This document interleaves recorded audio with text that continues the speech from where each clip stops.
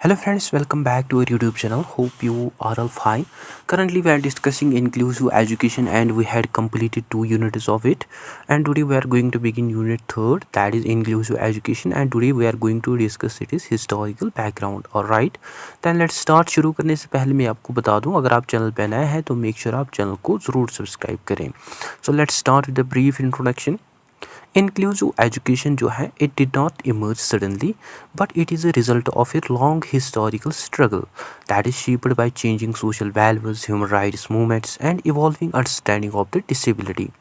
And ये जो journey है, this journey reflects a shift from exclusion and segregation towards integration and inclusion, along with the transformation from the medical model of disability towards the social and rights based model. ठीक है. First of all talking about the era of exclusion and philanthropy, and it is a time period between pre to 1800s. इस time period के दौरान जो disability थी उसको देखा जाता था थ्रू सुपरस्टिशन, चैरिटी और फियर. और जो पर्सनस थे विद डिसेबिलिटीज़ उनको कंसिडर किया जाता था, उनकी जो डिसेबिलिटी थी that are the punishments from the God, and they are the objects of pity, and they are also the social burdens. So उस समय जो disabled persons थे उनका जो सर्वाइवल या जो केयर था that was heavily dependent on the family's goodwill और religious charity.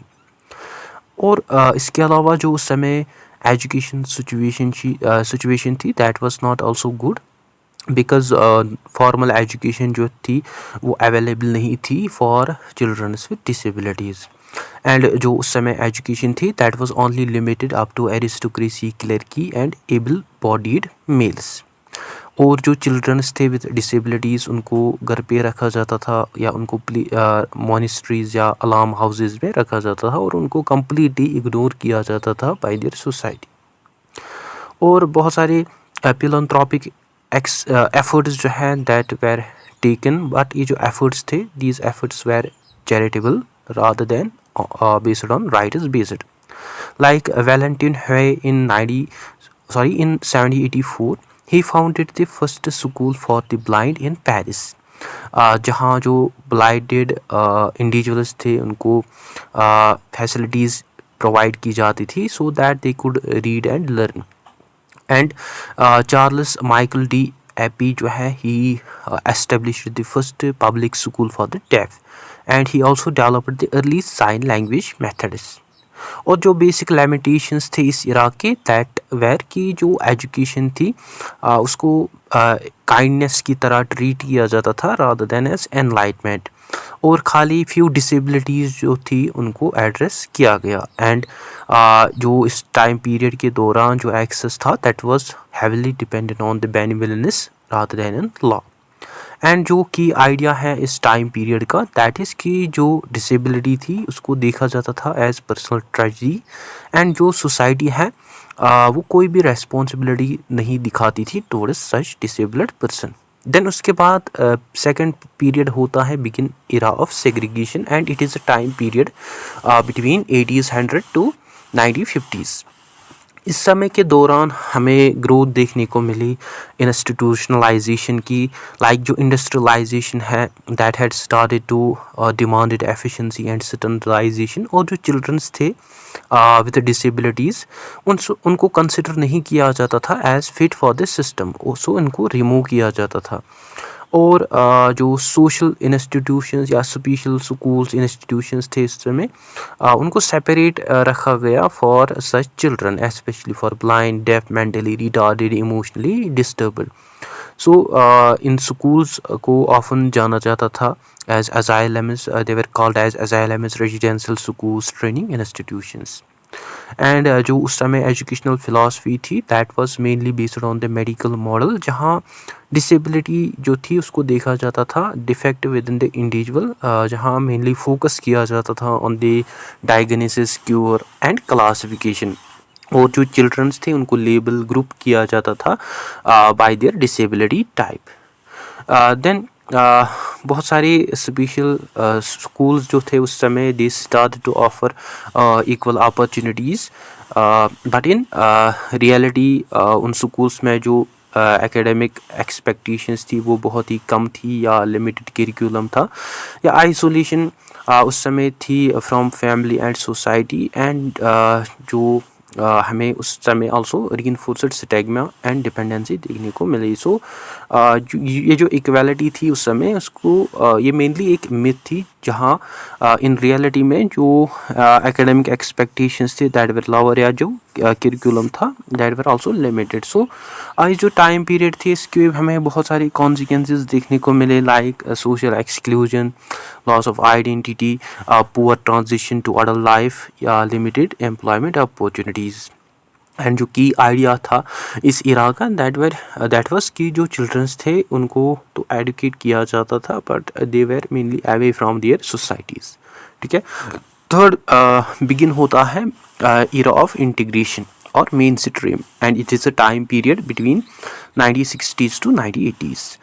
इसमें हमें बहुत सारी सिविल राइट्स मूवमेंट्स देखने को मिले, उनका जो इन्फ्लुएंस था, they started to demand equality. बहुत सारी इक्वालिटी मूवमेंट्स जो है they started to challenge segregation worldwide, like Brown v Board of Education जो है इन 1954 उसको एस्टेब्लिश किया गया, एंड उसमें जो सेपरेशन थी दैट उसको कंसिडर किया गया एज इनहेरेंटली इक्वल।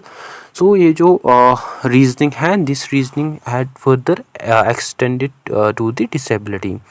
एंड इस टाइम पीरियड के दौरान हमें ऑल्सो कंसेप्ट देखने को मिला इंटीग्रेशन का, लाइक जो चिल्ड्रंस थे विद डिसेबिलिटीज़ उनको रेगुलर स्कूल्स में एडमिशन दिया गया, इनको प्लेस किया गया इन रेगुलर स्कूल्स, पर जो सिस्टम्स थे उस समय दे डिड नॉट चेंज, और जो चिल्ड्रंस थे, डिसेबल्ड चिल्ड्रंस थे, they had to adjust.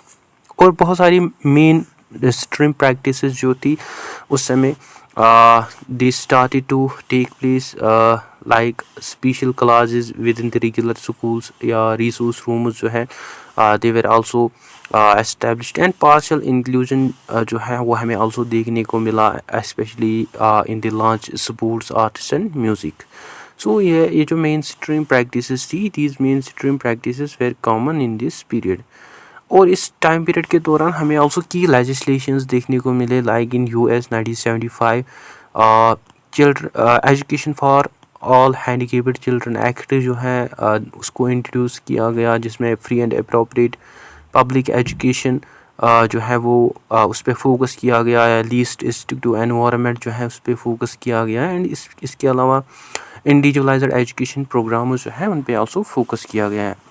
And also in UK in 1978 Warnock report जो है वो आल्सो इंट्रोड्यूस किया गया, जिसमें फोकस किया गया on heavily special education needs, जिसमें जो फोकस था वो शिफ्ट किया गया from the labels towards the educational needs, and it had also recommended educating children in regular schools as well as possible. But जो इसके लिमिटेशंस हैं that were also there, like जो स्टूडेंट्स थे वो उनको ऑफन फिजिकली प्रेजेंट होना पड़ता था, बट उनको सोशली एक्सक्लूड किया जाता था, और उस समय जो टीचर्स थे दे वर आल्सो अनप्रिपेयर्ड, और जो करिकुलम था दैट वाज मेनली रिजिड। और जो की आइडिया था इस पीरियड का दैट वाज कि जो चिल्ड्रंस थे उनको इंटीग्रेट तो किया जाता था, बट जो सिस्टम्स थे उस समय दे रिमेन अनचेंज्ड। ठीक है। देन उसके बाद 4 बिगिन होता है era of inclusion, and it is a time period between 1990s to present. And इस पीरियड के दौरान हमें पैराडिज्म शिफ्ट देखने को मिला, जिसमें मेनली फोकस किया गया on the social model of disability, which suggests कि जो डिसेबिलिटी है वो अराइज होती है from the barriers in society rather than from impairments, and इसमें हैवीली फोकस किया गया on removing barriers, providing universal access, and diversity जो है that were considered as strength. And जो कोर प्रिंसिपल्स हैं इस इरा के दैट वेर कि जो एवरी चाइल्ड हैं they belong in the neighbourhood school, and जो डाइवर्सिटी है that is normal rather than a problem, and जो स्कूल्स हैं they must adapt to such learners. So इसमें शिफ्ट किया गया from participation towards the placement. And बहुत सारे global milestones जो है they were achieved during this era, like in 1990s education for all conference जो है दैट वाज कंडक्टेड, जिसमें एजुकेशन जो है उसको कंसिडर किया गया एज यूनिवर्सल ह्यूमन राइट, जिसमें फोकस किया गया on the inclusion of disabled children, जिसमें आल्सो इंक्लूड किए गए गर्ल्स को या मार्जिनलाइज्ड ग्रुप्स जो हैं उनको आल्सो इंक्लूड किया गया। Similarly in 1994 Salman Shah statement जो है डॉक्यूमेंट, ये जो डॉक्यूमेंट है it was also introduced which became the cornerstone of inclusive education, जिसमें बहुत सारी की डिक्लेरेशंस जो हैं वो एड्रेस किए गए, लाइक रेगुलर स्कूल्स जो हैं they should accommodate all the children, और जो इंक्लूसिव स्कूल्स हैं दे शुड कम्बाट द डिस्क्रिमिनेशन, और जो teacher training and curriculum reforms हैं वो हमें आल्सो एसेंशियल देखने को मिलते हैं। Similarly in 2006 UN convention on rights of persons with disabilities, in which जो आर्टिकल 24 है that provides legal right to inclusive education to all levels, and it also prohibits the exclusion on the basis of disability, and it mandates reasonable accommodation, supportive services, and also the equal participation. और जो की characteristics है modern inclusive education के, that are mainly universal design for learning, differentiated instruction and collaboration between the general teachers, special educators, parents, and इसमें heavily focus किया गया on the participation, achievement, belongingness। और जो की आइडिया है इस इरा का, दैट इज़ कि जो सिस्टम है that should be changed so that it can fit to the child's interests or needs। ठीक है, I hope it is clear to you। So at conclusion we had learned that कि जो historical background है inclusive education का, that basically shows the humanities growing commitment towards the equality, dignity and human rights. And inclusion जो है that is not merely an education reform but rather it is a social justice movement जो कि recognise करते हैं diversity को as a resource rather than a limitation। So inclusive education जो है it is not about fitting children into schools but rather it is about fitting schools to children। So guys that is it about the historical background of inclusive education। I hope आपको अच्छे से clear हुआ होगा। अगर कहीं पे doubt confusion हो तो आप कमेंट सेशन में ज़रूर लिखिए। So that is it। I hope you find this video informative। Don't forget to share, like and subscribe to Discipline Talks channel। Thank you for watching।